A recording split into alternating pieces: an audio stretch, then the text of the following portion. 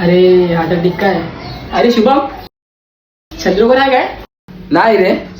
अरे बघ ना काय टिक्का बिक्का असेल. नाही रे, पण तू एवढं तयार होऊन कुठं चाललायस रे?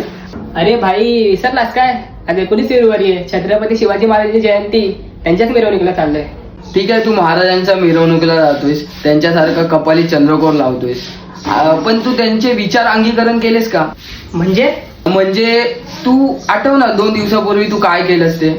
नक्की काय बोलायचं तुला? शुभम, किती पोरगी बघ ना, काय भारी दिसते ते. नंबर घेऊन येऊ काय? महाराजांची खरी जयंती म्हणजे प्रत्येक स्त्रीचा सन्मान करणे, स्वाभिमानाने जगणे, ना की त्यांच्यासारखे पोशाख घालून मिरवणुका काढणे, कपाळी चंद्रकोर लावणे.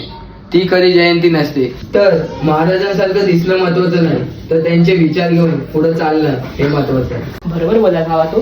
मला माझी चूक समजली. आता इथून पुढे मी सर्व स्त्रियांचा आदर करेन. थांब, आपण दोघं पण जाऊ महाराजांच्या मिरवणुकीला. मी तयार होऊन घेतो.